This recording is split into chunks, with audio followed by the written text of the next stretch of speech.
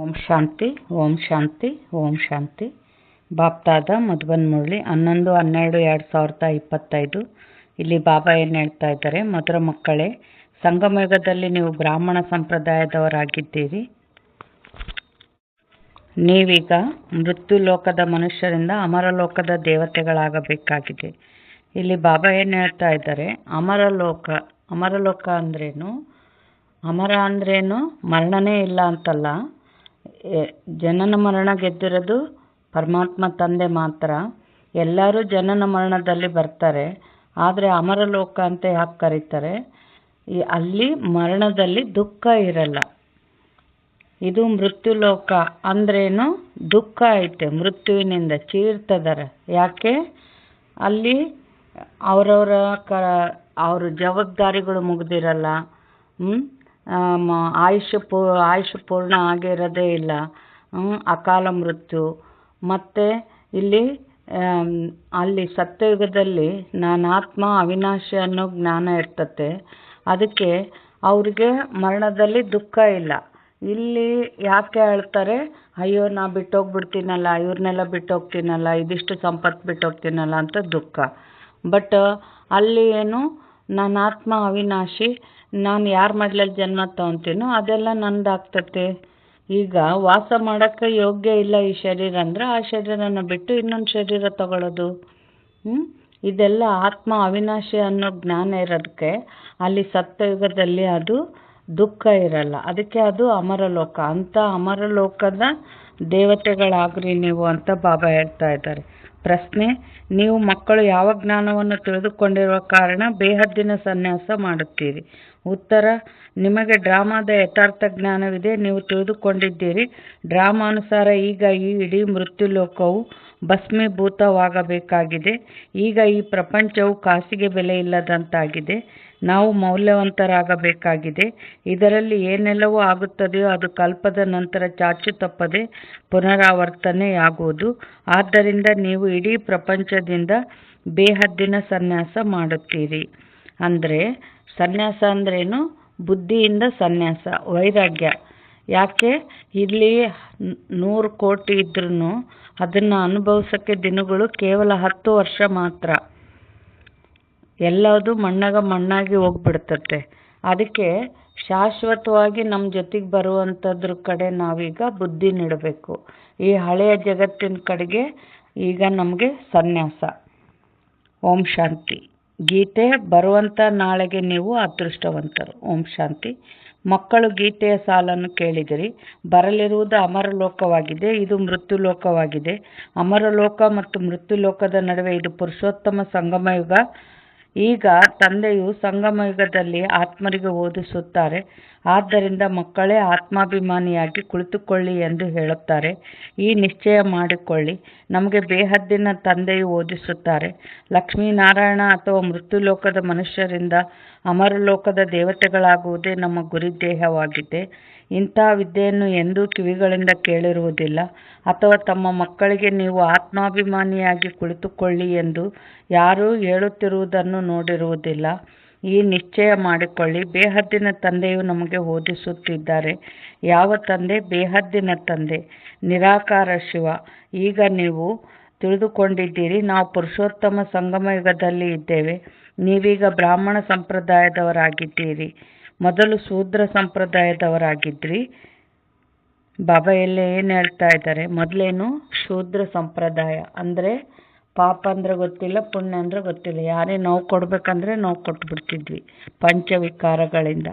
ಈಗ ಏನು, ತಂದೆಯ ಮಡಿಲಲ್ಲಿ ಏನು ಮಾಡ್ತಾ ಇದ್ದೀವಿ? ಬ್ರಹ್ಮಜ್ಞಾನನ ಪಡಿತಾ ಇದ್ದೀವಿ. ಪುಣ್ಯ ಶ್ರೀಮತದಂತೆ ಶ್ರೇಷ್ಠ ಮಾರ್ಗದಂತೆ ನಡೆದು ದೈವಿ ಸಂಸ್ಕಾರ ತುಂಬ್ಕೊಂತಾ ಇದ್ದೀವಿ. ಬಾಬಾ ಏನು ಹೇಳ್ತಾ ಇದ್ದಾರೆ? ತಂದೆಯು ಬಂದು ಕಲ್ಲು ಬುದ್ಧಿಯವರಿಂದ ಪಾರಸ ಬುದ್ಧಿಯವರನ್ನಾಗಿ ಮಾಡುತ್ತಾರೆ. ಮೊದಲು ಸತೋಪ್ರಧಾನ ಪಾರಸ ಬುದ್ಧಿಯವರಾಗಿದ್ದಿರಿ, ಈಗ ಮತ್ತೆ ಆಗುತ್ತೀರಿ.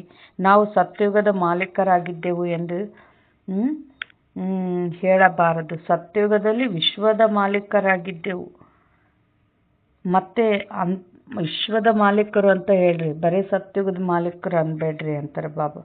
ಮತ್ತೆ 84 ಜನ್ಮಗಳನ್ನು ತೆಗೆದುಕೊಳ್ಳುತ್ತಾ ಏನೇನು ಇಳಿಯುತ್ತಾ ತಮೋಪ್ರಧಾನರಿಂದ ಸತೋ ರಜೋ ತಮೋದಲ್ಲಿ ಬಂದಿದ್ದೀರಿ. ಮೊದಲು ಸತೋಪ್ರಧಾನರಿದ್ದಾಗ ಪಾರಸ ಬುದ್ಧಿಯವರಾಗಿದ್ದಿರಿ. ನಂತರ ಆತ್ಮದಲ್ಲಿ ತುಕ್ಕು ಬೀಳುತ್ತದೆ.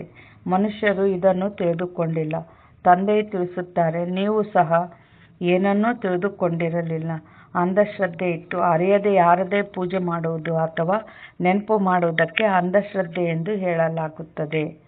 ಬಾಬಾ ಇಲ್ಲೇನು ಹೇಳ್ತಾ ಇದ್ದಾರೆ, ಏನೇ ಮಾಡಲಿ ಎಲ್ಲವುದು ಅರ್ಥಗಂಡು ಎದಕ್ಕೆ ಮಾಡಬೇಕು ಏನು ಅನ್ನೋದು ಅರ್ಥಗಂಡು ಮಾಡಬೇಕು ಅಂತ ಹೇಳ್ತಾರೆ ಬಾಬಾ. ಅಂದ್ರೇನು? ಯಾರ್ದೋ ಪೂಜೆ ಅಂದ್ರೇನು? ಅಲ್ಲಿ ಭಗವಂತ ಅಂತಲೇ ಪೂಜೆ ಮಾಡಿದ್ವಿ, ನಮ್ಮ ಕಷ್ಟಗಳು ದೂರ ಆಗ್ತವೆ, ನಮ್ಮ ಪಾಪ ತೊಳಿತಾರೆ ಅಂತಲೇ ಪೂಜೆ ಮಾಡಿದ್ವಿ. ಆದರೆ ದೇಹಧಾರಿಗಳಿಗೆ ಪಾಪನ ಸುಡೋ ಶಕ್ತಿ ಆಯಿತಾ? ಇಲ್ಲ. ಅವರು ಕೂಡ ಸದಾ ಕಾಲಕ್ಕೆ ಆನಂದವಾಗಿದ್ದಾರಲ್ಲ. ಯಾರನ್ನೇ ತಗೊಳ್ರಿ, ಶಿರಡಿ ಸಾಯಿಬಾಬಾ, ರಾಘವೇಂದ್ರ ಸ್ವಾಮಿ, ರಾಮ, ಕೃಷ್ಣ ಸದಾ ಕಾಲಕ್ಕೆ ಆನಂದವಾಗಿದ್ದಾರಲ್ಲ. ಆದರೆ ಸದಾ ಕಾಲಕ್ಕೆ ಆನಂದವಾಗಿರೋಕ್ಕೆ ಯಾರು ನಡ್ಕೊಂಡಾರ? ಅವರು ದೇಹ ಇಲ್ದತ್ತು ನಡ್ಕೊಂಡಾರ. ನಾವು ದೇಹ ಇರೋ ಇವ್ರನ್ನೇ ಹಿಡ್ಕೊಂಡಿವಿ. ಅವಾಗವಾಗ ನಗ್ತೀವಿ, ಅವಾಗವಾಗ ಅಳ್ತೀವಿ. ಅವಾಗವಾಗ ಬೇಕಾ? ಸದಾ ಕಾಲಕ್ಕೆ ಬೇಕಾ? ಸದಾ ಕಾಲಕ್ಕೆ ಬೇಕಂದರೆ ಯಾರು ನಡ್ಕೋಬೇಕು? ಇದೆಲ್ಲ ಗೊತ್ತಿಲ್ಲದೇ ಮಾಡ್ತಿರಲ್ಲ, ಅದಕ್ಕೆ ಅಂಧಶ್ರದ್ಧೆ ಅಂತ ಬಾಬಾ ಹೇಳ್ತಾ ಇದ್ದಾರೆ. ಈಗ ತಮ್ಮ ಶ್ರೇಷ್ಠ ಧರ್ಮ ಮತ್ತು ಶ್ರೇಷ್ಠ ಕರ್ಮವನ್ನು ಸಹ ಮರೆಯುವುದರಿಂದ ನೀವೀಗ ಧರ್ಮಭ್ರಷ್ಟರು, ಕರ್ಮಭ್ರಷ್ಟರು ಆಗಿದ್ದೀರಿ. ಭಾರತವಾಸಿಗಳು ಈ ಸಮಯದಲ್ಲಿ ದೈವಿ ಧರ್ಮಕ್ಕಿಂತಲೂ ಭ್ರಷ್ಟರಾಗಿದ್ದಾರೆ. ತಂದೆ ತಿಳಿಸುತ್ತಾರೆ, ವಾಸ್ತವದಲ್ಲಿ ನೀವು ಪ್ರವೃತ್ತಿ ಮಾರ್ಗದವರಾಗಿದ್ರಿ. ಅದೇ ದೇವತೆಗಳು ಯಾವಾಗ ಅಪವಿತ್ರರಾಗುವರೋ ಆಗ ದೇವಿ ದೇವತೆಗಳೆಂದು ಹೇಳಲು ಸಾಧ್ಯವಿಲ್ಲ. ಆದ್ದರಿಂದ ಹೆಸರನ್ನು ಬದಲಾಯಿಸಿ ಹಿಂದೂ ಎಂದು ಇಟ್ಟು ಬಿಟ್ಟಿದ್ದಾರೆ. ಇದು ಸಹ ಡ್ರಾಮಾ ಪ್ಲಾನಾನುಸಾರ ಆಗುತ್ತದೆ. ಪತಿತ ಪಾವನ ಎಂದು ಎಲ್ಲರೂ ಒಬ್ಬ ತಂದೆಯನ್ನೇ ಕರೆಯುತ್ತಾರೆ. ಅವರೊಬ್ಬರೇ ಪರಮಪಿತ ಪರಮಾತ್ಮನಾಗಿದ್ದಾರೆ. ಜನನ ಮರಣ ರಹಿತನಾಗಿದ್ದಾರೆ. ನಾಮರೂಪದಿಂದ ಭಿನ್ನವಾದ ಯಾವುದೇ ವಸ್ತು ಇಲ್ಲ. ನಾಮರೂಪದಿಂದ ಅಂದರೆ ಪರಮಾತ್ಮ. ಈ ಸನ್ಯಾಸಿಗಳು ಶಾಸ್ತ್ರಗಳಲ್ಲಿ ಕೆಲವರು ಏನು ಹೇಳ್ತಾರೆ, ಪರಮಾತ್ಮ ನಾಮರೂಪದಿಂದ ಭಿನ್ನ, ಬಯಲು ಪರಮಾತ್ಮ ಅಂತ ಹೇಳ್ತಾರೆ. ಈ ಮಾತು ಯಾಕೆ ಬಂತು ಅವ್ರ ಬಾಯಿಂದ ಅಂದರೆ, ಅವರು ತಪಸ್ಸಿಗೆ ಕುಳಿತಾಗ ಪರಂಧಾಮದ ಸಾಕ್ಷಾತ್ಕಾರ ಆಯಿತು. ಆದರೆ ಕೆಂಪನ್ ಬೆಳದಿಂಗಳು ತುಂಬಿದ ಲೋಕ, ಅದರಲ್ಲಿ ಪರಮಾಣುವಿನಷ್ಟು ಚಿಕ್ಕ ಬಿಂದುಗಳಾದ ಆತ್ಮ ಪರಮಾತ್ಮ ಕೋಟಿ ಕೋಟಿ ಮೈಲ್ ಆಚೆ ಇರೋ ಪರಂಧಾಮದಲ್ಲಿ ಆ ಆತ್ಮ ಪರಮಾತ್ಮಗಳು ಅವರಿಗೆ ಕಾಣಿಸ್ಲಿಲ್ಲ. ಅದಕ್ಕೆ ಅವರೇನು, ಪರಂಧಾಮನೇ ಪರಮಾತ್ಮ, ಆ ಬೈಲೇ ಪರಮಾತ್ಮ, ಅದಕ್ಕೆ ನಾಮ ಇಲ್ಲ ರೂಪ ಇಲ್ಲ ಅಂತ ಹೇಳಿಬಿಟ್ರು. ಆದರೆ ನಾಮರೂಪ ಇಲ್ಲದಂಥ ವಸ್ತು ಯಾವುದೂ ಇಲ್ಲ ಅಂತ ಬಾಬಾ ಹೇಳ್ತಾರೆ. ಆತ್ಮ ಹಾಗೂ ಪರಮಾತ್ಮ ರೂಪವು ಬಹಳ ಸೂಕ್ಷ್ಮವಾಗಿದೆ. ಅದಕ್ಕೆ ನಕ್ಷತ್ರ ಅಥವಾ ಬಿಂದು ಎಂದು ಹೇಳುತ್ತಾರೆ. ಶಿವನ ಪೂಜೆಯನ್ನು ಮಾಡುತ್ತಾರೆ, ಶರೀರವಂತೂ ಇಲ್ಲ. ಈಗ ಆತ್ಮ ಬಿಂದುವಿನ ಪೂಜೆ ಮಾಡುವುದಕ್ಕೆ ಆಗುವುದಿಲ್ಲ. ಆದ್ದರಿಂದ ಪೂಜೆಗಾಗಿ ಅದನ್ನು ದೊಡ್ಡ ಗಾತ್ರದಲ್ಲಿ ಮಾಡುತ್ತಾರೆ. ನಾವು ಶಿವನ ಪೂಜೆ ಮಾಡುತ್ತೇವೆಂದು ಹೇಳುತ್ತಾರೆ, ಆದರೆ ಅವರ ರೂಪವೇನು ಎಂಬುದನ್ನು ತಿಳಿದುಕೊಂಡಿಲ್ಲ. ಇವೆಲ್ಲ ಮಾತುಗಳನ್ನು ತಂದೆಯು ಈ ಸಮಯದಲ್ಲಿಯೇ ತಿಳಿಸುತ್ತಾರೆ. ತಂದೆ ಹೇಳುತ್ತಾರೆ, ನೀವು ತಮ್ಮ ಜನ್ಮಗಳನ್ನು ಅರಿತುಕೊಂಡಿಲ್ಲ. 84 ಲಕ್ಷ ಯೋನಿಗಳೆಂದು ಸುಳ್ಳು ಹೇಳಿಬಿಟ್ಟಿದ್ದಾರೆ. ಈಗ ತಂದೆಯು ನೀವು ಮಕ್ಕಳಿಗೆ ಯಥಾರ್ಥವಾಗಿ ತಿಳಿಸಿಕೊಡುತ್ತಾರೆ. ನೀವೀಗ ಬ್ರಾಹ್ಮಣರಾಗಿದ್ದೀರಿ ಮತ್ತು ದೇವತೆಗಳಾಗಬೇಕಾಗಿದೆ. ಕಲಿಯುಗಿ ಮನುಷ್ಯರು ಶೂದ್ರರಾಗಿದ್ದಾರೆ. ನೀವು ಬ್ರಾಹ್ಮಣರ ಗುರಿದೇಹವು ಮನುಷ್ಯರಿಂದ ದೇವತೆಗಳಾಗುವುದಾಗಿದೆ. ಇದು ಮೃತ್ಯು ಲೋಕ, ಪತಿತ ಪ್ರಪಂಚವಾಗಿದೆ. ಹೊಸ ಪ್ರಪಂಚವಿತ್ತು, ಎಲ್ಲಿ ಈ ದೇವಿ ದೇವತೆಗಳು ರಾಜ್ಯಭಾರ ಮಾಡುತ್ತಿದ್ದರು. ಇವರು ಇಡೀ ವಿಶ್ವದ ಮಾಲೀಕರಾಗಿದ್ದರು. ಈಗಂತೂ ತಮೋಪ್ರಧಾನ ಪ್ರಪಂಚವಾಗಿದೆ. ಅನೇಕ ಧರ್ಮಗಳು ಇವೆ. ಈ ದೇವಿ ದೇವತಾ ಧರ್ಮವು ಪ್ರಾಯಲೋಪವಾಗಿ ಬಿಟ್ಟಿದೆ. ದೇವಿ ದೇವತೆಗಳ ರಾಜ್ಯವು ಯಾವಾಗ ಇತ್ತು, ಎಷ್ಟು ಸಮಯ ನಡೆಯಿತೆಂದು ಈ ವಿಶ್ವದ ಚರಿತ್ರೆ ಭೂಗೋಳವನ್ನು ಯಾರೂ ತಿಳಿದುಕೊಂಡಿಲ್ಲ. ನೋಡ್ರಿ, ಯಾಕೆ ನಮಗೆ ಸತ್ಯಯುಗ ತ್ರೇತಾಯುಗದ್ದು ಸತ್ಯ ಜ್ಞಾನದ ಅರಿವಿಲ್ಲ. ನಮಗೇನು ತಿಳಿತೋ ಅದನ್ನು ಬರ್ತಿರ್ತೀವಿ. ಕೃಷ್ಣ ಇದ್ದಲ್ಲಿ ಕಂಸ ಇದ್ದ, ರಾಮ ರಾವಣನ ಜೊತೆಗೆ ಯುದ್ಧ ಮಾಡ್ದ, ಏನೇನೋ ಬರ್ದಿರ್ತೀವಿ. ಅದು ಸತ್ಯಯುಗ ತ್ರೇತಾಯುಗ ಅಂದರೆ ದೇವತೆಗಳ ಲೋಕ. ಅದು ಸ್ವರ್ಗ. ಅಲ್ಲಿ ಅಸುರರು ಇರೋದಿಲ್ಲ. ಅದು ಅಜ್ಞಾನ, ಏನೇನೋ ತಿಳಿದಿದ್ದು ಬರ್ತೀವಿ. ಯಾಕೆ ನಮಗೆ ಸಿಗಲಿಲ್ಲ ಸತ್ಯ, ಹಿಸ್ಟ್ರಿ ಜಾಗ್ರಫಿ, ಸತ್ಯಯುಗ ತ್ರೇತಾಯುಗದ್ದು ಯಾಕೆ ಸಿಗಲಿಲ್ಲ ನಮಗೆ ಅಂದರೆ, ಅಲ್ಲಿ ಏನು ಸುಖವಾಗಿತ್ತಲ್ಲ, ಸುಮ್ಮನೆ ಊಟ ಮಾಡೋದು, ಸುಖವಾಗಿ ಆನಂದವಾಗಿ ಕಾಲ ಕಳೀತಾ ಇದ್ದರು. ಯಾವಾಗ ದ್ವಾಪರ ಬಂತು, ಯಾವಾಗ ನಮ್ಮಲ್ಲಿ ಪಂಚವಿಕಾರಗಳು ಪ್ರವೇಶ ಆದವು, ಆಗ ಏನು ಮಾಡಿದ್ವಿ, ದುಃಖ ಆಯ್ತಲ್ಲ, ತಪಸ್ಸು ಮಾಡೋಕ್ಕೆ ಶುರು ಮಾಡಿದ್ವಿ, ಭಗವಂತ ಸುಖ ಕೊಡು ಅಂತ. ಯಾವಾಗ ತಪಸ್ಸು ಮಾಡಿದ್ವೋ ಆಮೇಲೆ ಏನಾಯಿತು, ಜ್ಞಾನ ಬರೆಯೋದು, ಜ್ಞಾನ ಹೇಳೋದು, ಶಾಸ್ತ್ರಗಳು ಬರೆಯೋದು ಎಲ್ಲ ಶುರುವಾಯಿತು ದ್ವಾಪರ್ಲಿಂದ. ಆ ಸತ್ಯಯುಗ ತ್ರೇತಾಯುಗದಾಗ ಅಲ್ಲಿ ಸುಖವಾಗಿ ಊಟ ಮಾಡೋದು, ಓಡಾಡೋದು. ಅಲ್ಲಿ ಯಾವ ಶಾಸ್ತ್ರಗಳನ್ನೂ ನಾವು ಬರೀಲಿಲ್ಲ. ಹಾಗಾಗಿ ಸತ್ಯಯುಗ ತ್ರೇತಾಯುಗದ್ದು ಹಿಸ್ಟ್ರಿ ಜಾಗ್ರಫಿ ನಮಗೆ ಸಿಕ್ಕೇ ಇಲ್ಲ. ನಮಗೇನು ತಿಳಿತೋ ಅದನ್ನು ಮಾಡಿಟ್ಟಿವಿ. ಬಾಬಾ ಏನು ಹೇಳ್ತಾ ಇದ್ದಾರೆ, ಈಗ ಆತ್ಮಬಿಂದುವಿನ ಪೂಜೆ ಮಾಡುವುದಕ್ಕೆ ಸಾಧ್ಯವಿಲ್ಲ, ಶರೀರವಂತೂ ಇಲ್ಲ. ಈಗ ಆತ್ಮಬಿಂದುವಿನ ಪೂಜೆ ಮಾಡುವುದಕ್ಕೆ ಸಾಧ್ಯವಿಲ್ಲ. ಆದ್ದರಿಂದ ಪೂಜೆಗಾಗಿ ದೊಡ್ಡ ದೊಡ್ಡ ಗಾತ್ರದಲ್ಲಿ ಮಾಡುತ್ತಾರೆ.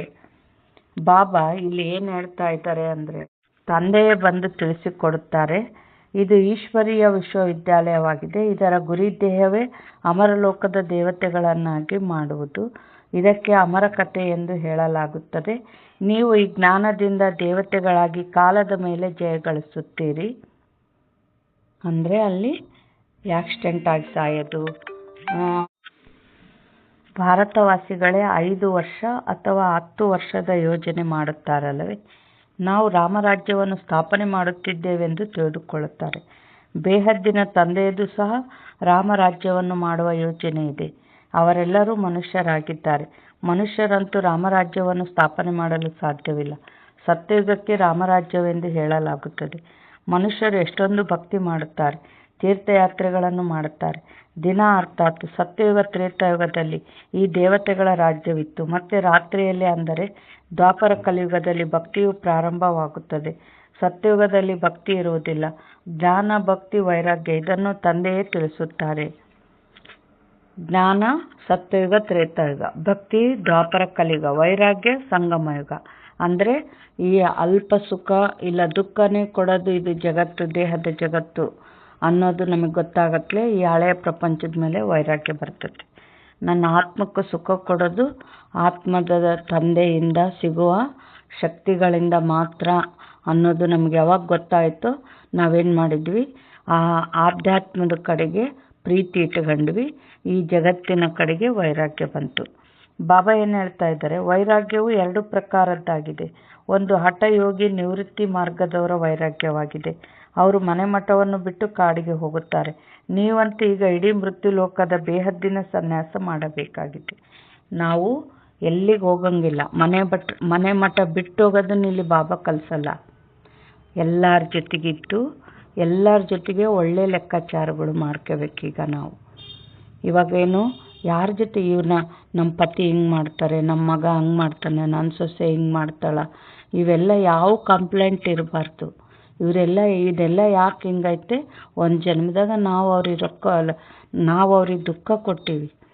ಈಗ ನಾವು ಹೆಚ್ಚು ಯೋಗ ಮಾಡಿ ಅವರು ಎಲ್ಲ ಲೆಕ್ಕಾಚಾರಗಳನ್ನ ಚುಕ್ತ ಮಾಡ್ಕೊಂಡು ಏನು ಮಾಡಬೇಕು, ಅವ್ರ ಜೊತೆಗೆ ನಮ್ಮದು ಸುಖದ ಲೆಕ್ಕಾಚಾರ ಬೆಳೆಸ್ಕೋಬೇಕು.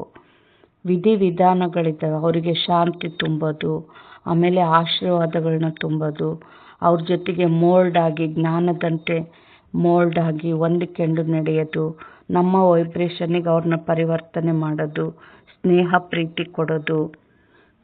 ಇವೆಲ್ಲದರ ಮುಂದೆ ಎಲ್ಲ ಲೆಕ್ಕಾಚಾರ ಚುಕ್ತ ಮಾಡ್ಕೊಂಡು ಇದನ್ನೇನು ಮಾಡಬೇಕು, ನಂದ ಗೋಕುಲ ಮಾಡ್ಕೋಬೇಕು ನಮ್ಮ ಜೀವನನ. ಇಲ್ಲೇನು ಜನ್ಮ ಇವಾಗೇನು ನಾವು ಸಂಗಮ ಯುಗದಾಗ ಎಲ್ಲರೊಂದಿಗೆ ಸ್ನೇಹ ಪ್ರೀತಿಯಿಂದ ಇರೋದು ಸಂಸ್ಕಾರ ಆಗ್ತದೋ, ಆ ಸಂಸ್ಕಾರದಿಂದ 4500 ವರ್ಷ ನಾವು ಸುಖವಾದ ಜೀವನ ಮಾಡೋಂಥವ್ರಾಗ್ತೀವಿ. ಇಲ್ಲಿ ಎಲ್ಲರ ಜೊತೆಗೆ ಇದ್ದೇ ಸುಖನ ಪಡೆಯೋದನ್ನು ನಮಗೆ ತಂದೆ ಹೇಳ್ಕೊಡ್ತಾರೆ. ಬಾಬಾ ಏನು ಹೇಳ್ತಾ ಇದ್ದಾರೆ, ಈ ಇಡೀ ಪ್ರಪಂಚವೇ ಭಸ್ಮೀಭೂತವಾಗುವುದಿದೆ. ನಾಟಕವನ್ನು ಬಹಳ ಚೆನ್ನಾಗಿ ತಿಳಿದುಕೊಳ್ಳಬೇಕಾಗಿದೆ. ಇದು ಏನಿನ ತರಹ ಟಿಕ್ ಟಿಕ್ ಎಂದು ನಡೆಯುತ್ತಿರುತ್ತದೆ. ಈಗ ನೋಡ್ರಿ, ಹೊಸೊಬ್ರು ಕೇಳ್ತಾ ಇರ್ತಾರೆ, ಅಯ್ಯೋ ವಿನಾಶ ವಿನಾಶ ಅಂತಾರಲ್ಲ ಬರೀ ಇವರು ಅಂತ ಅವರಲ್ಲಿ ಸಂಕಲ್ಪಗಳು ಬರ್ತಿರ್ತವೆ. ಅಂದರೆ ಅವರು ವಿನಾಶಕ್ಕೆ ಯಾಕೆ ಹೆದರ್ತಾರೆ? ನಮ್ಮ ಮಕ್ಕಳು ಮರಿ ಎಲ್ಲ ಸಣ್ಣವರು, ಅವರೇನು ಸುಖ ನೋಡಿಲ್ಲ, ವಿನಾಶ ಅಂತ ಹೇಳ್ತಿರಲ್ಲ ಅಂತ ಅವರು. ಆದರೆ ಈ ಜೀವನ ಬೇಕಾ ನಮಗೆ? ಇವಾಗಂತೂ 20 ವರ್ಷದವರೆಗೆ ಹಾರ್ಟ್ ಅಟ್ಯಾಕ್ಗಳಾಗ್ತಿದ್ದಾವೆ. ಸಣ್ಣ ವಯಸ್ಸಿಗೆ ಸಾಯೋದು, ಅಲ್ಲಿ ತಂದೆ ತಾಯಿ, ಮದುವೆ ಆಗಿದ್ದರೆ ಪತ್ನಿ ಮಕ್ಕಳು ಅಳೋದು, ಕಾಯಿಲೆಗಳು, ಚಿಂತೆಗಳು, ಸ್ಟ್ರೆಸ್ಸು. ಕೆಲಸ ಮಾಡೋರಂತೂ ಹೇಳಬಾರ್ದು. ಜಾಬ್ ಮಾಡೋರು ಎಲ್ಲರಿಗೂ ಸ್ಟ್ರೆಸ್ಸು ನರಕ ಆಗಿಬಿಟ್ಟತ್ತೆ ಈ ಜಗತ್ತು. ಈ ಜೀವನ ಬೇಕಾ? ನಾವೇ ಸುಖ ಕೊಡು ಭಗವಂತ, ಕಾಪಾಡು ಅಂತ ಕೂಗ್ತಾ ಇದ್ದೀವಿ. ಆದರೆ ಪಾಪ ತುಂಬಿಬಿಟ್ಟತ್ತೆ ಇಲ್ಲಿ, ಎಲ್ಲರೂ ದುಃಖ ಕೊಡೋಂಥವ್ರು. ಅದಕ್ಕೆ ಈ ಹಳೆ ಮನೆ ಆಯಿತು ಅಂದರೆ ಹಳೆ ಮನೆ ಬೀಳಿಸಿ ಹೊಸ ಮನೆ ಕಟ್ತೀವಿ. ಆಮೇಲೆ ವಿನಾಶ ಅಂದರೆ ಆತ್ಮ ಅವಿನಾಶಿ, ಆತ್ಮಕ್ಕೆ ಸಾವಿಲ್ಲ. ಮತ್ತು ನಾವು ಹೆಂಗೆ ಒಂದು ಮನೆ ಬೆಳೆಸುವಾಗ ಒಂದು ಮನೆ ಬಾಡಿಗೆ ತೊಗೊಂಡು ಎಲ್ಲ ಸಾಮಾನೆಲ್ಲ ಶಿಫ್ಟ್ ಮಾಡ್ತೀವಲ್ಲ, ಅದೇ ರೀತಿ ನಮ್ಮನ್ನು ಪರಂಧಾಮಕ್ಕೆ ಶಿಫ್ಟ್ ಮಾಡ್ತಾನೆ. ಆಮೇಲೆ ಎಲ್ಲ ಇದು ಸರಿ ಮಾಡ್ತಾನೆ. 10 ವರ್ಷ ಮಳೆ ಬರ್ತತೆ, ಎಲ್ಲ ಕ್ಲೀನ್ ಆದಮೇಲೆ ಬಂಗಾರ ಗುಡ್ಡ, ವಜ್ರ ಗಣಿ, ಮುತ್ತು ರತ್ನ ಎಲ್ಲ ಬರ್ತತೆ. ಆಮೇಲೆ ನಾವು ದೈವಶಕ್ತಿ ತುಂಬಿದ ಆತ್ಮಗಳು ದೇವತೆಗಳಾಗಿ ಸುಖದ ಜೀವನ ಮಾಡೋಕ್ಕೆ ಬರ್ತೀವಿ. ನೋಡ್ರಿ, ಇದೇ ಕಲಿಯುಗದಲ್ಲಿ ಇದೇ ಒಣ ರೊಟ್ಟಿ ಬದನೆಕಾಯಿ ಬೇಕಾ? ಏನು ಬಂಗಾರ ತಟ್ಟೆಯಲ್ಲಿ ಮೃಷ್ಟಾನ್ನ ಭೋಜನ ಊಟ ಮಾಡಬೇಕಾ? ಯಾವುದು ಬೇಕು? ಅಂಥ ಜೀವನ ಬೇಕು ಅಂದರೆ ಇದು ವಿನಾಶ ಆಗಲೇಬೇಕು. ಇವೆಲ್ಲ ಜ್ಞಾನ ಬುದ್ಧಿಯಲ್ಲಿ ಬರಬೇಕು. ಬಾಬಾ ಏನು ಹೇಳ್ತಾ ಇದ್ದಾರೆ, ಇದು 5000 ವರ್ಷಗಳ ನಂತರ ಚಾಚು ತಪ್ಪದೆ ಪುನರಾವರ್ತನೆಯಾಗುವುದು. ಇದನ್ನು ಬಹಳ ಚೆನ್ನಾಗಿ ತಿಳಿದುಕೊಂಡು ಬೇಹದ್ದಿನ ಸನ್ಯಾಸ ಮಾಡಬೇಕಾಗಿದೆ. ಯಾರಾದರೂ ವಿದೇಶಕ್ಕೆ ಹೋಗುತ್ತಾರೆ, ಅಲ್ಲಿ ನಾವು ಈ ಜ್ಞಾನವನ್ನು ಓದಲು ಸಾಧ್ಯವೇ ಎಂದು ಕೇಳಿದಾಗ ತಂದೆ ಹೇಳುತ್ತಾರೆ, ಹೌದು, ನೀವು ಎಲ್ಲಿ ಬೇಕಾದರೂ ಕುಳಿತು ಓದಬಲ್ಲಿರಿ. ಇಲ್ಲಿ ಮೊದಲು 7 ದಿನಗಳ ಕೋರ್ಸನ್ನು ತೆಗೆದುಕೊಳ್ಳಬೇಕಾಗುತ್ತದೆ. ಬಹಳ ಸಹಜವೂ ಆಗಿದೆ. ಆತ್ಮವು ಕೇವಲ ಇದನ್ನು ತಿಳಿದುಕೊಳ್ಳಬೇಕಾಗಿದೆ. ನಾವು ಸತೋಪ್ರಧಾನ ವಿಶ್ವದ ಮಾಲೀಕರಾಗಿದ್ದೆವು, ಆಗ ಸತೋಪ್ರಧಾನರಾಗಿದ್ದೆವು, ಈಗ ತಮೋಪ್ರಧಾನರಾಗಿ ಬಿಟ್ಟಿದ್ದೇವೆ. 84 ಜನ್ಮಗಳಲ್ಲಿ ಇನ್ನೂ ಕನಿಷ್ಠರಾಗಿ ಬಿಟ್ಟಿದ್ದೇವೆ. ಈಗ ನಾವು ಶ್ರೇಷ್ಠರಾಗುವುದು ಹೇಗೆ? ಈಗ ಕಲಿಯುಗವಾಗಿದೆ, ಮತ್ತೆ ಅವಶ್ಯವಾಗಿ ಸತ್ಯಯುಗ ಬರುವುದು. ತಂದೆ ಎಷ್ಟು ಸಹಜವಾಗಿ ತಿಳಿಸಿಕೊಡುತ್ತಾರೆ. 7 ದಿನಗಳ ಕೋರ್ಸನ್ನು ತೆಗೆದುಕೊಳ್ಳಬೇಕಾಗಿದೆ. ಹೇಗೆ ನಾವು ಸತೋಪ್ರಧಾನರಿಂದ ತಮೋಪ್ರಧಾನರಾಗಿದ್ದೇವೆ, ಕಾಮಚಿತೆಯನ್ನೇರಿ ತಮೋಪ್ರಧಾನರಾಗಿದ್ದೇವೆ, ಈಗ ಜ್ಞಾನಚಿತೆಯ ಮೇಲೆ ಕುಳಿತು ಸತೋಪ್ರಧಾನರಾಗಬೇಕಾಗಿದೆ. ವಿಶ್ವದ ಚರಿತ್ರೆ ಭೂಗೋಳವು ಪುನರಾವರ್ತನೆಯಾಗುತ್ತದೆ, ಚಕ್ರವು ಸುತ್ತುತ್ತದೆ ಅಲ್ಲವೇ? ಈಗ ಸಂಗಮಯುಗವಾಗಿದೆ, ಇದರ ನಂತರ ಸತ್ಯಯುಗವಾಗುವುದು. ನಾವೀಗ ಕಲಿಯುಗಿ ವಿಕಾರಿಗಳಾಗಿದ್ದೇವೆ. ಅಂದ ಮೇಲೆ ನಾವೇ ಮತ್ತೆ ಸತ್ಯಯುಗಿ ನಿರ್ವಿಕಾರಿಗಳು ಹೇಗಾಗುವುದು? ಅದಕ್ಕಾಗಿ ತಂದೆಯು ಮಾರ್ಗವನ್ನು ತಿಳಿಸುತ್ತಾರೆ. ನಮ್ಮಲ್ಲಿ ಯಾವುದೇ ಗುಣವಿಲ್ಲ, ನಮ್ಮನ್ನು ಇಂತಹ ಗುಣವಂತರಾಗಿ ಮಾಡಿ ಎಂದು ಕೂಗುತ್ತಾರೆ. ಯಾರು ಕಲ್ಪದ ಹಿಂದೆ ಆಗಿದ್ದರೋ ಅವರೇ ಪುನಃ ಆಗಬೇಕಾಗಿದೆ. ತಂದೆಯು ತಿಳಿಸುತ್ತಾರೆ, ಮೊಟ್ಟ ಮೊದಲು ತಮ್ಮನ್ನು ಆತ್ಮನೆಂದು ತಿಳಿಯಿರಿ. ಆತ್ಮವೇ ಒಂದು ಶರೀರವನ್ನು ಬಿಟ್ಟು ಇನ್ನೊಂದು ತೆಗೆದುಕೊಳ್ಳುತ್ತದೆ. ನೀವೀಗ ಆತ್ಮಾಭಿಮಾನಿಯಾಗಬೇಕಾಗಿದೆ. ಈಗಲೇ ನಿಮಗೆ ಆತ್ಮಾಭಿಮಾನಿಗಳಾಗುವ ಶಿಕ್ಷಣ ಸಿಗುತ್ತದೆ. ನೀವು ಸದಾ ಆತ್ಮಾಭಿಮಾನಿಯಾಗಿರುತ್ತೀರಿ ಎಂದಲ್ಲ. ಸತ್ಯಯುಗದಲ್ಲಂತೂ ಶರೀರದ ಹೆಸರಿರುತ್ತದೆ. ಲಕ್ಷ್ಮೀನಾರಾಯಣರ ಹೆಸರಿನ ಮೇಲೆ ಎಲ್ಲ ಕಾರೋಬಾರು ನಡೆಯುತ್ತದೆ. ಈಗ ಇದು ಸಂಗಮಯುಗವಾಗಿದೆ. ಈಗಲೇ ತಂದೆಯು ತಿಳಿಸುತ್ತಾರೆ, ನೀವು ಅಶರೀರಿಯಾಗಿ ಬಂದಿದ್ದೀರಿ, ಮತ್ತೆ ಅಶರೀರಿಯಾಗಿ ಹೋಗಬೇಕಾಗಿದೆ. ತಮ್ಮನ್ನು ಆತ್ಮ ಎಂದು ತಿಳಿದು ತಂದೆಯನ್ನು ನೆನಪು ಮಾಡಿ. ಇದು ಆತ್ಮಿಕ ಯಾತ್ರೆಯಾಗಿದೆ. ಆತ್ಮವು ತನ್ನ ಆತ್ಮಿಕ ತಂದೆಯನ್ನು ನೆನಪು ಮಾಡುತ್ತದೆ. ತಂದೆಯನ್ನು ನೆನಪು ಮಾಡುವುದರಿಂದಲೇ ಪಾಪಗಳು ಭಸ್ಮವಾಗುತ್ತವೆ. ಇದಕ್ಕೆ ಯೋಗಾಗ್ನಿ ಎಂದು ಹೇಳಲಾಗುತ್ತದೆ. ನೆನಪಂತೂ ನೀವು ಎಲ್ಲಿ ಬೇಕಾದರೂ ಇದ್ದು ಮಾಡಬಲ್ಲಿರಿ. ಆದರೆ ಮೊದಲು 7 ದಿನಗಳಲ್ಲಿ ಈ ಸೃಷ್ಟಿ ಚಕ್ರವು ಹೇಗೆ ಸುತ್ತುತ್ತದೆ, ನಾವು ಹೇಗೆ ಏಣಿಯನ್ನು ಇಳಿಯುತ್ತೇವೆ ಎಂಬುದನ್ನು ತಿಳಿಸಿಕೊಡಲಾಗುತ್ತದೆ. ಅಂದರೆ ಸೃಷ್ಟಿ ಚಕ್ರದಲ್ಲಿ ಏನು? ಸತ್ಯಯುಗ, ತ್ರೇತಾಯುಗ, ದ್ವಾಪರಯುಗ, ಕಲಿಯುಗ. ಅಂದರೆ ಸತ್ಯ ಎಲ್ಲೆಲ್ಲಿ ಎಂಥ ಜೀವನ ಇರ್ತತೆ. ಇವಾಗ ನೋಡ್ರಿ, ಆದಷ್ಟು ಎಲ್ಲರೂ ಬಿಸಿ ಬಿಸಿ ಅಡುಗೆ ಊಟ ಮಾಡೋಕ್ಕೆ ಇಷ್ಟಪಡ್ತಾರೆ. ಯಾಕೆಂದರೆ ಮಾಡಿದ ತಕ್ಷಣ ಭಾಳ ರುಚಿಯಾಗಿರ್ತದೆ.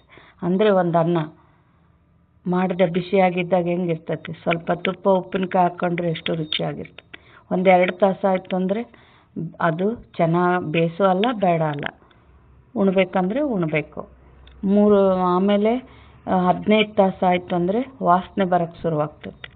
25 ತಾಸು ಆಯಿತು ಅಂದರೆ ಫುಲ್ಲು ನೀರು ಹೊಡಿತೈತೆ, ಚೆಲ್ಲಬೇಕು. ಅಂದರೆ ಪ್ರತಿಯೊಂದು ವಸ್ತು ಇಷ್ಟು 4 ಸ್ಟೇಜು ಪಾಸ್ ಮಾಡ್ತವೆ. ಮನೆ ಇರ್ಬೋದು, ಏನೇ ವಸ್ತು. ಅದೇ ರೀತಿ ಇಲ್ಲಿ ಭೂಮಿ ಕೂಡ ಏನು, ಸತ್ಯಯುಗದಾಗ ಎಂಥ ಜೀವನ ಇರ್ತೈತೆ, ಆಯುಷ್ಯ, ಆರೋಗ್ಯ, ಸಂಪತ್ತು, ಸುಖಿ ಸಂಸಾರ 100%. ತ್ರೇತಾಯುಗದಲ್ಲಿ ಕಡಿಮೆ ಆಗ್ತೈತೆ. ಆಗಲಿ ಇದು ಏನು, ದ್ವಾಪರ ಅಂದರೆ ಮೆಲ್ಲಕ್ಕ ನಮಗೆ ಪಂಚವಿಕಾರಗಳು ಶುರುವಾಗ್ತವೆ.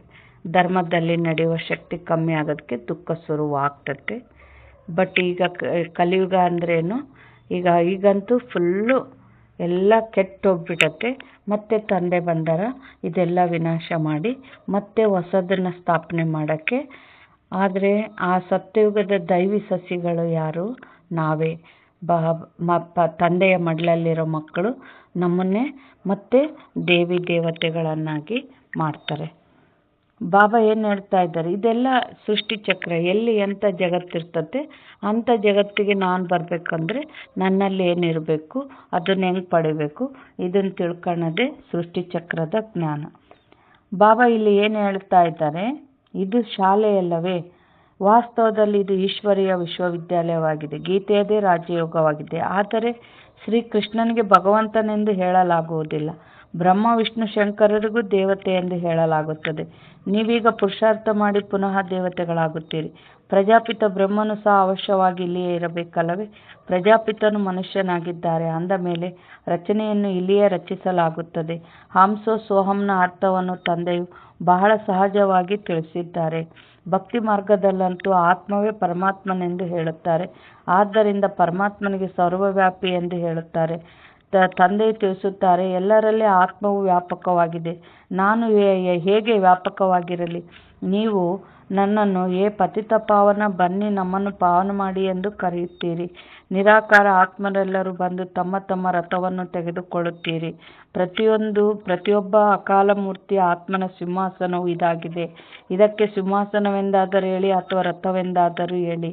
ತಂದೆಗಂತೂ ತನ್ನದೇ ಆದ ರಥವಿಲ್ಲ. ಅವರು ನಿರಾಕಾರನೆಂದೇ ಗಾಯನವಿದೆ. ಸೂಕ್ಷ್ಮ ಶರೀರವಾಗಲಿ ಸ್ಥೂಲ ಶರೀರವಾಗಲಿ ಇಲ್ಲ. ನಿರಾಕಾರನು ಸ್ವಯಂ ರಥದಲ್ಲಿ ಯಾವಾಗ ಕುಳಿತುಕೊಳ್ಳುವರೋ ಆಗ ಮಾತನಾಡುವರು. ರಥವಿಲ್ಲದೆ ಪತಿತರನ್ನು ಪಾವನ ಮಾಡುವುದು ಹೇಗೆ? ಅಂದರೆ ಆತ್ಮ ಶರೀರ ಇಲ್ಲದೆ ಏನು ಮಾಡೋಕ್ಕಾಗಲ್ಲ. ಶರೀರ ಬೇಕೇ ಬೇಕು ಅಂತ ಬಾಬಾ ಹೇಳ್ತಾ ಇದ್ದಾರೆ. ನಾನು ನಿರಾಕಾರನು ಬಂದು ಇವರ ಶರೀರವನ್ನು ಲೋನ್ ಆಗಿ ಪಡೆದುಕೊಳ್ಳುತ್ತೇನೆ. ಸ್ವಲ್ಪ ಸಮಯಕ್ಕಾಗಿ ತೆಗೆದುಕೊಳ್ಳುತ್ತೇನೆ. ಇವರಿಗೆ ಭಾಗ್ಯಶಾಲಿ ರಥವೆಂದು ಹೇಳಲಾಗುತ್ತದೆ. ತಂದೆಯೇ ಸೃಷ್ಟಿಯ ಆದಿ ಮಧ್ಯ ಅಂತ್ಯದ ರಹಸ್ಯವನ್ನು ತಿಳಿಸಿ ನೀವು ಮಕ್ಕಳನ್ನು ತ್ರಿಕಾಲದರ್ಶಿಗಳನ್ನಾಗಿ ಮಾಡುತ್ತಾರೆ.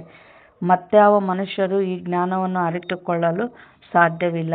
ಈ ಸಮಯದಲ್ಲಿ ಎಲ್ಲರೂ ನಾಸ್ತಿಕರಾಗಿದ್ದಾರೆ. ತಂದೆಯು ಬಂದು ಆಸ್ತಿಕರನ್ನಾಗಿ ಮಾಡುತ್ತಾರೆ.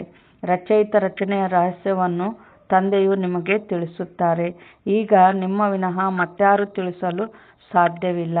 ನೀವೇ ಈ ಜ್ಞಾನದಿಂದ ಇಷ್ಟು ಶ್ರೇಷ್ಠ ಪದವಿಯನ್ನು ಪಡೆಯುತ್ತೀರಿ. ಈ ಜ್ಞಾನವು ಕೇವಲ ಈಗಷ್ಟೇ ಇದೆ. ನೀವು ಬ್ರಾಹ್ಮಣರಿಗೆ ಸಿಗುತ್ತದೆ. ತಂದೆಯು ಸಂಗಮ ಯುಗದಲ್ಲಿಯೇ ಬಂದು ಈ ಜ್ಞಾನವನ್ನು ಕೊಡುತ್ತಾರೆ. ಸದ್ಗತಿ ನೀಡುವವರು ಒಬ್ಬರೇ ತಂದೆಯಾಗಿದ್ದಾರೆ. ಮನುಷ್ಯರು ಮನುಷ್ಯರಿಗೆ ಸದ್ಗತಿ ನೀಡಲು ಸಾಧ್ಯವಿಲ್ಲ.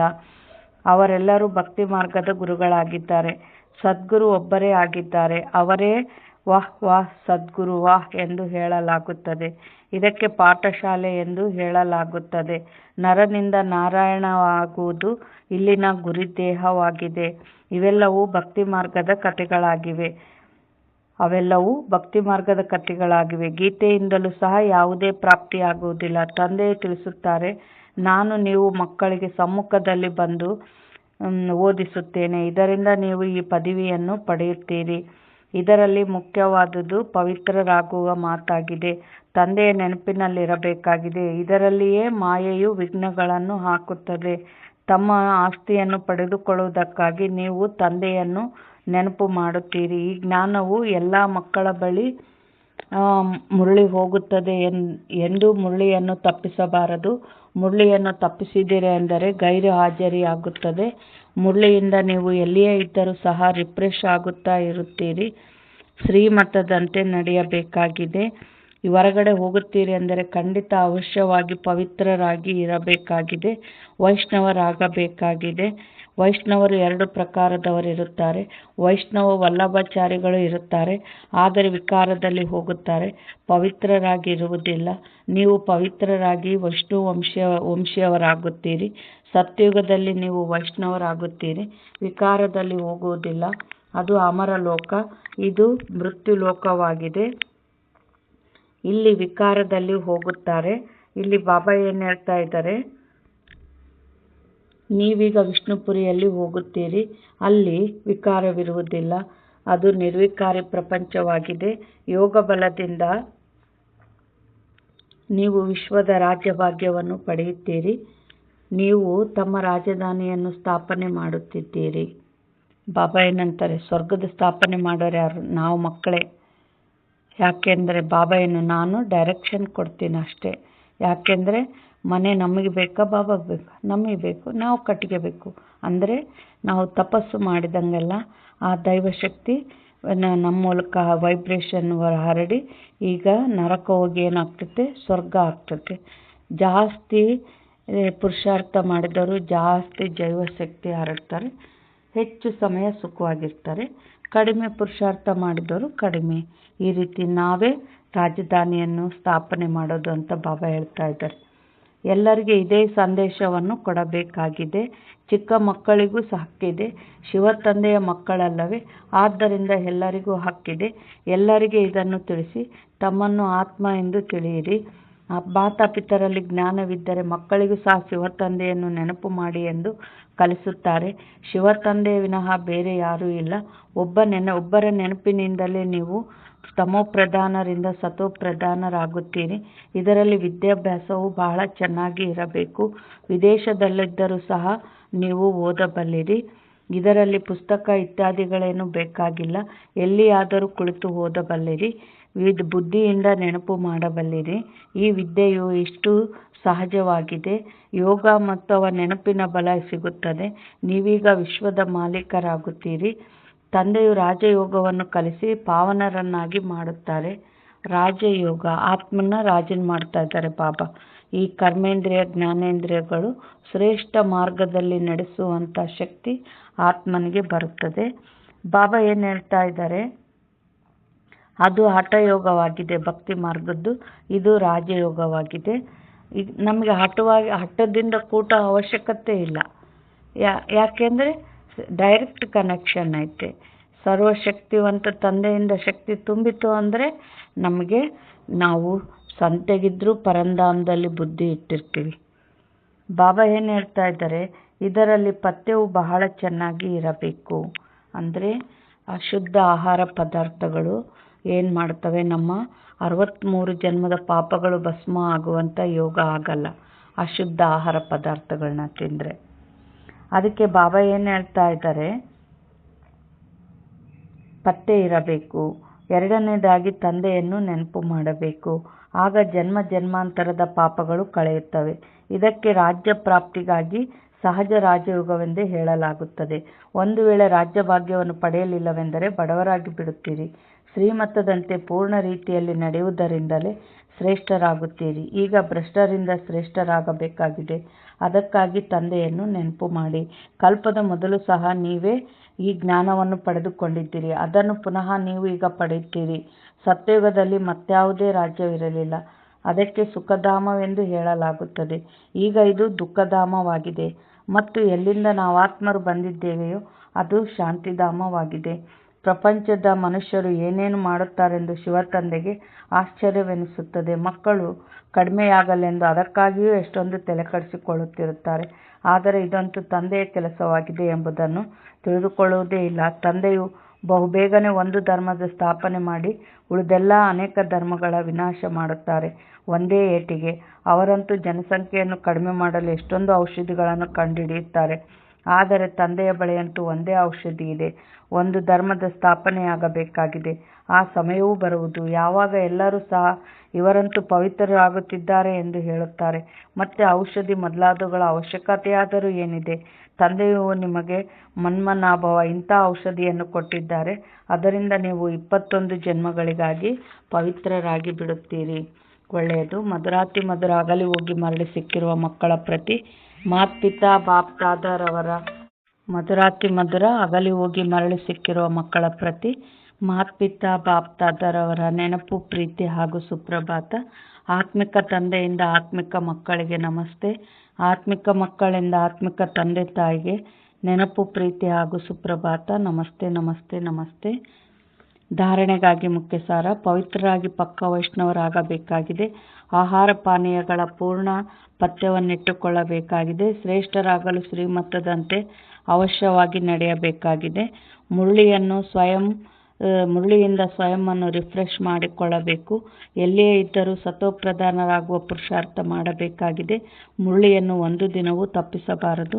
ವರದಾನ: ಸ್ವಕಲ್ಯಾಣದ ಪ್ರತ್ಯಕ್ಷ ಪ್ರಮಾಣದ ಮುಖಾಂತರ ವಿಶ್ವ ಕಲ್ಯಾಣದ ಸೇವೆಯಲ್ಲಿ ಸದಾ ಸಫಲತಾ ಮೂರ್ತಿ ಭವ. ಅಂದರೆ ಬಾಬಾ ಇಲ್ಲೇನು ಹೇಳ್ತಾರೆ, ನಾವು ನಮ್ಮ ಎಲ್ಲ ಕರ್ಮದ ಲೆಕ್ಕಾಚಾರಗಳನ್ನ ಭಸ್ಮ ಮಾಡಿಕೊಂಡು ಸಂಪೂರ್ಣ ಸುಖದ ಅನುಭವ ಮಾಡಿ, ಆ ಅನುಭವದಿಂದ ಎಲ್ಲರಿಗೆ ಹೇಳಿದಾಗ ಅಲ್ಲಿ ಎಲ್ಲರಿಗೂ ಎಲ್ಲರೂ ಅದನ್ನು ಪಡೀತಾರೆ.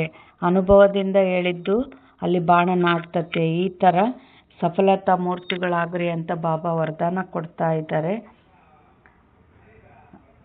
ಸ್ಲೋಗನ್: ಬೇರೆಯವರ ವಿಚಾರವನ್ನು ತಮ್ಮ ವಿಚಾರದೊಂದಿಗೆ ಸೇರಿಸುವುದು ಇದೇ ಅವರಿಗೆ ಗೌರವ ಕೊಡುವುದಾಗಿದೆ.